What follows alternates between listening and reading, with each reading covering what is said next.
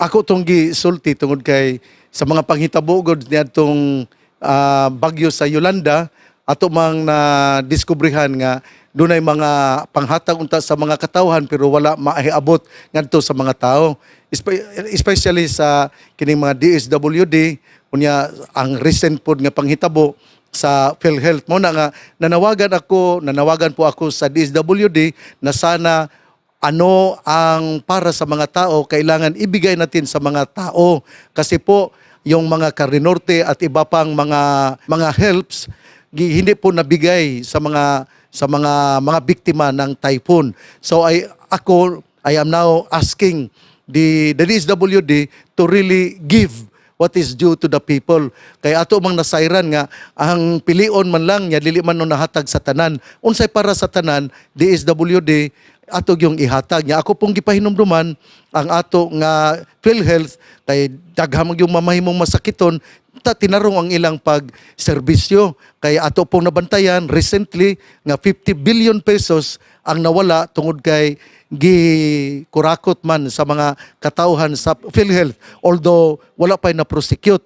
So akong hangyo nga kining mga ahensya sa gobyerno, you have to regain your credibility.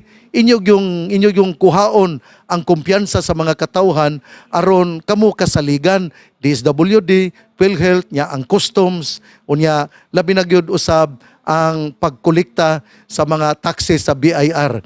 So upat ka ahensya ang akong giawhag nga magtinarong gyud kay daghan kayong nagkalisod-lisod nga mga katawhan karon almost whole of Luzon nga nag-antos tungod sa Bagyo, Quinta, Sione, Role, Tonyo o kining Ulysses. Dili na ko intensyon nga ako silang atakihon, ako sila nga dauton.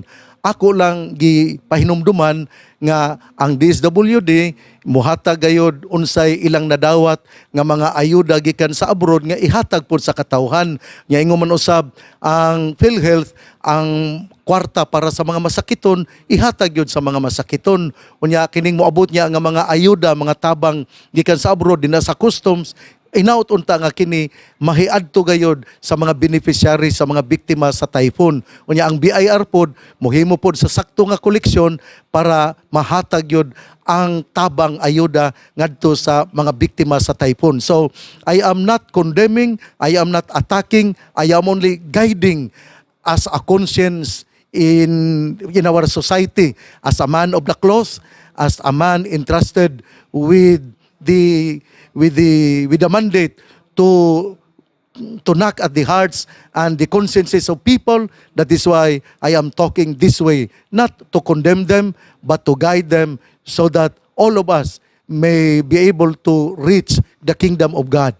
Dili na ko tuyo pagdaot kaninyo, DSWD, PhilHealth, BIR o kining customs, kundili isip inyong amahan sa pagtuo tungod sa mga nangagi nga mga panghitabo nga mga kapalkapan, mga palpakan, hinautonta nga atong mahimo gayud ang ato nga trabaho aron malipay ang Ginoo, malipay ang katawhan. Tinuod ka na ako ako po ay nanawagan na sana magbigay po tayo anumang amount para matulungan natin ang mga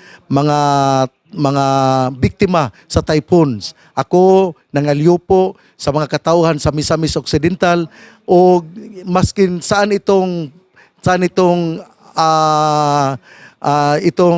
mga masasabi ko na sana kayo po ay magtulungan po tayo para mabigyan ng kalutasan ang ating mga kapwa Pilipinos na ngayon ay naghihirap sapagkat they are being devastated and they are victims of the typhoons Quinta, Role, Sione, Tonyo o Ulysses.